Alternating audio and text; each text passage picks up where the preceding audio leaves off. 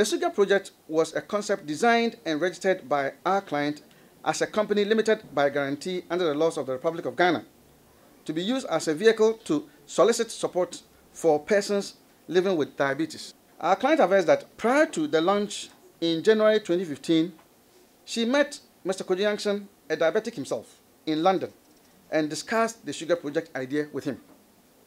In the discussion, our client espoused all the modalities involved in rolling out the project and succeeded thereby to convince Mr. Yankson about the anticipated positive impact the campaign would have on diabetes education and treatment in the country.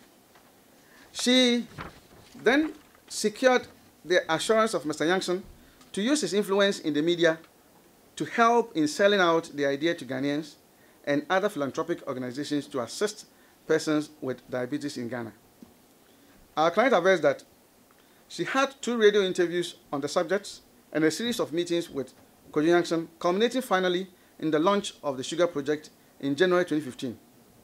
Subsequently, our client registered the sugar project as a corporate entity to champion the cause of persons living with diabetes in Ghana and for the education and management of the disease.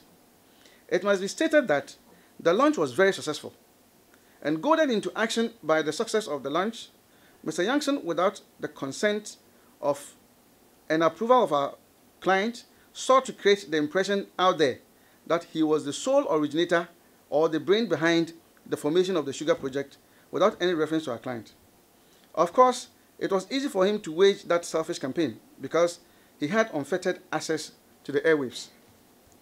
This act of bad faith led our client to instruct her lawyers, who by a letter dated 17 February 2015 demanded of Joy FM and Mr. Kojo Yankson to cease and desist from further using their platform to project the campaign as the brainchild of Mr. Kojo Yankson.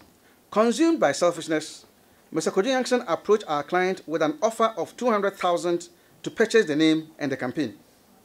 Our client has cause to believe that Mr. Kojo Yankson wanted to use the goodwill the name had generated as a vehicle to unjustly enrich himself at the expense of the poor diabetic patients in Ghana. Our client avers that she turned down the offer and has cause to believe that it is because of this that Kojo is waging a smear campaign against her. It is perhaps instructive to point out at this point that Mr. Kojo Yankson was a beneficiary of the insulin that he claims were diverted from the children program to adults.